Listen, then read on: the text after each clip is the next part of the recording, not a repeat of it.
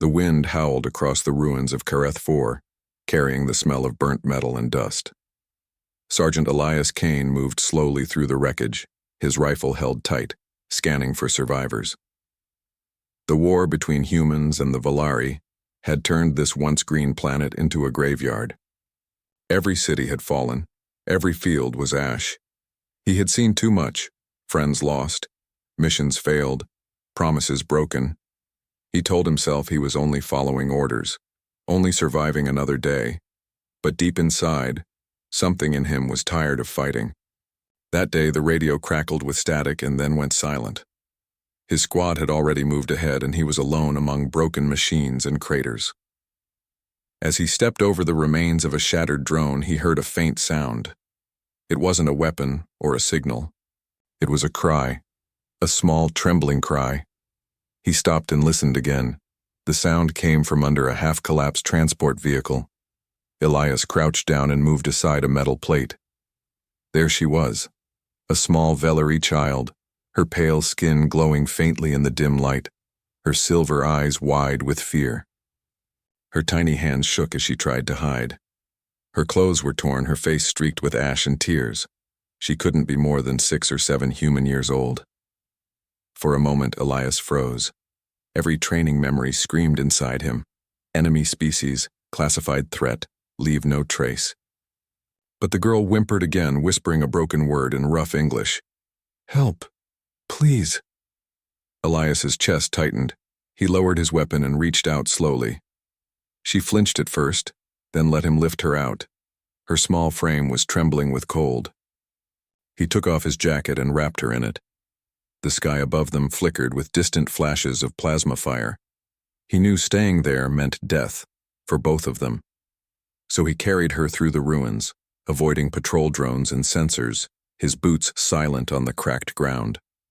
Back at the human outpost, Elias hid her in the old storage tunnels beneath the barracks. The air was stale and the light dim, but it was safer than outside. He brought her water and a ration bar. She hesitated before eating, studying him with those bright silver eyes. "Name?" he asked quietly. She tapped her chest weakly and said something that sounded like Leary. He nodded. "Leary?" he repeated, smiling a little. "I'm Elias." Days turned into weeks. Every night he returned from patrol and checked on her. He gave her more food, taught her a few human words, and showed her how to draw with a broken stylus on the tunnel wall. She drew stars, trees, and strange animals from her home world. In return, he drew simple things: mountains, rivers, a sun. They couldn't speak much, but they understood each other. When she smiled, he almost forgot there was a war outside, but secrets never stayed hidden for long. One morning, his commanding officer found a missing ration log. A search began. Elias knew he couldn't keep her a secret forever. When they found out, she would be taken for questioning or worse. The thought made his stomach turn. That night, he made a choice. He couldn't let her end up in a lab. The next evening, while the camp was quiet, he packed a small bag, water, food, and a map. He whispered to Leary, "We have to go." She didn't understand every word, but she clutched his hand tightly. They slipped out through a broken fence and into the dark. The desert wind cut at their faces as they crossed the wasteland. Above them, the stars burned bright, cold, and endless. They traveled for days, hiding during daylight and moving by night. Sometimes they found shelter in the wreckage of old cities. Elias's strength began to fade, but he kept walking. He carried her when she grew tired, whispering stories from Earth, about oceans, forests, and rain. She listened quietly, eyes wide with wonder. In those long nights, she began to hum a soft Valari tune, something gentle and haunting. It was the only sound that gave him peace. One stormy night, they reached the border between human and Valari territory. The radiation there was high, and the ground was cracked and glowing faintly. Elias's suit alarm beeped, warning him of contamination, but he didn't stop. He wrapped Leary in his coat and pushed forward through the storm. Lightning flashed across the sky, turning the world white. When he finally stumbled to the other side, his vision blurred. He fell to his knees, holding Leary close. The last thing he saw before blacking out was a group of tall, glowing figures approaching. Valari soldiers. He thought they would shoot him on sight. But instead, one of them lifted Leary from his arms and spoke in their melodic language. The soldiers carried both of them away. When Elias opened his eyes again, he wasn't in a cell. He was lying on a soft surface, covered in strange, warm light. The walls shimmered like crystal. 2 Valari guards stood nearby, silent but watchful. His body ached and his head spun. He turned and saw Leary sitting beside him, smiling. She said his name, clear and soft. Elias. Before he could answer, the guards moved aside. A tall woman entered, her presence filling the room. She wore silver and white armor, and her eyes shone brighter than the stars. She looked at Leary with deep relief, then at Elias with careful curiosity. "You are the human who carried my daughter across the war zone," she said in perfect English. Elias stared at her. The realization hit him. This was Queen Serath, ruler of the Valari Dominion. The child he saved was her daughter, the lost princess. The queen stepped closer. "Why?" she asked, her voice calm but filled with emotion.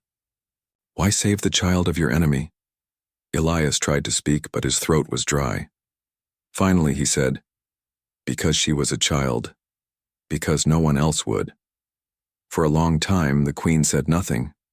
She just looked at him, her expression unreadable. Then she spoke softly. "No human has ever shown mercy to my kind.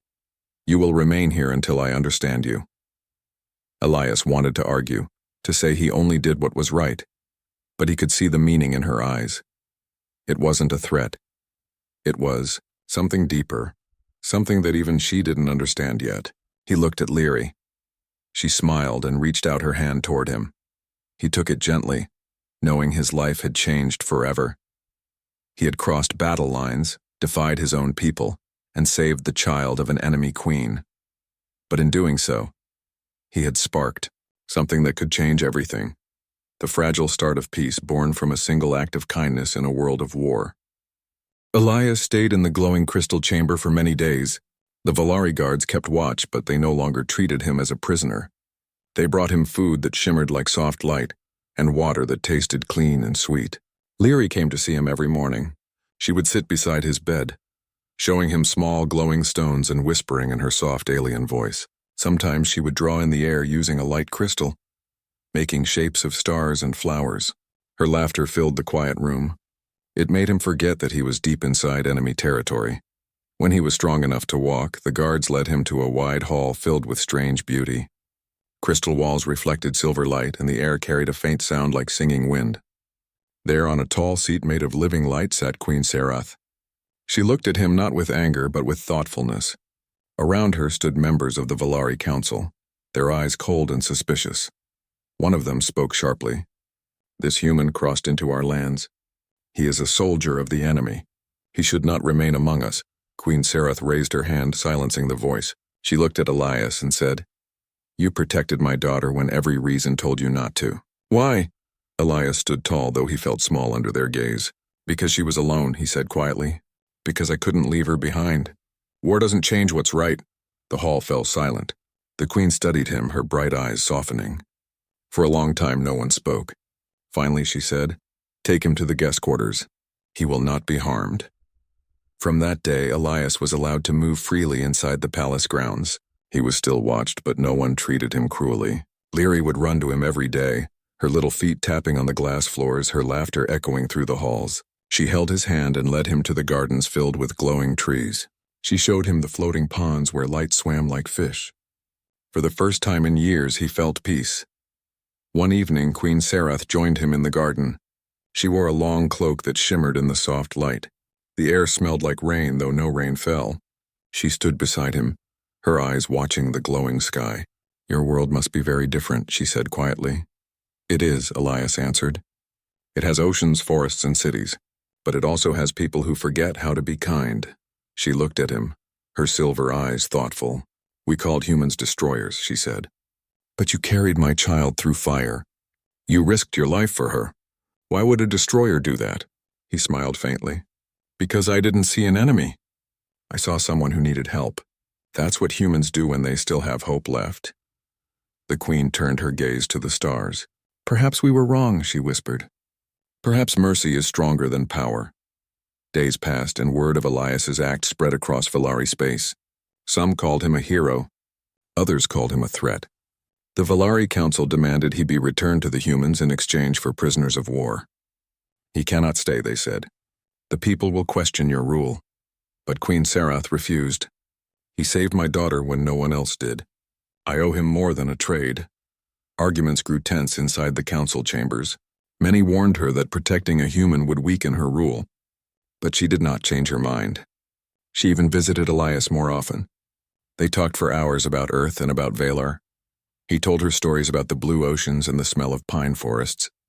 She told him about her home planet's skies that never turned dark and the glowing rivers that sang at night. They were two leaders from enemy worlds, yet their conversations were gentle, full of respect and quiet understanding. One night, alarms echoed through the palace. Human ships had entered Valari airspace. The guards ran through the halls shouting commands. Elias's heart raced. He knew his people would see this planet as a target. He found Lyri hiding behind a column, shaking. He lifted her into his arms. It's okay, little star, he said softly. I won't let anyone hurt you. Moments later, Queen Sarath appeared with her guards. Her voice was calm but firm. Your people are attacking, she said. They believe you are being held captive. I can send you back. It may stop the fighting. Elias looked at her, then at the child in his arms. His voice was heavy.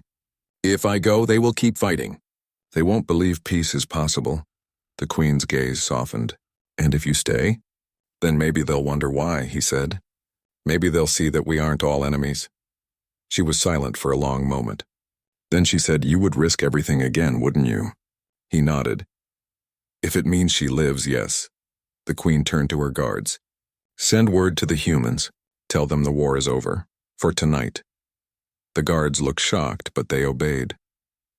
After the sky grew quiet again, Queen Sarath faced Elias. You cannot leave now, she said quietly. Not because I command it, but because my daughter will not let you go. Lyri hugged his neck tightly, her eyes bright with tears. Stay, she whispered. Elias smiled gently and nodded. Then I'll stay. News of the queen's decision spread quickly. Across both sides, people talked about the strange bond between the human soldier and the alien queen. Some said he was a symbol of hope. Others called him a fool. But to Elias, none of it mattered. He spent his days teaching Lyri simple human words and learning her songs. Sometimes he helped the Valari heal wounded creatures in the gardens. Sometimes he simply sat with the queen watching the glowing night sky. Weeks later, Queen Sarath called him to the Great Hall once more. The council waited in silence. We have made a decision, she said. You will not be returned to your people. You are now under Valari protection. You are one of us, Elias bowed his head. I never asked for this, he said softly. I know, she replied. That is why you deserve it. Lyri ran to him, her laughter echoing through the hall. She handed him a small pendant shaped like a star, the same kind worn by the royal family. Queen Sarath smiled faintly. From this day, she said, you are part of my house. You saved what was most precious to me. Now you are precious to us. Elias stood there, unable to speak. The war that had once filled his life with hate and fear had led him here, to a place of peace he never imagined. He looked at the queen, at the child, and at the glowing sky beyond the palace walls. He realized that he was no longer just a soldier. He was something else now, a bridge between two worlds that once tried to destroy each other.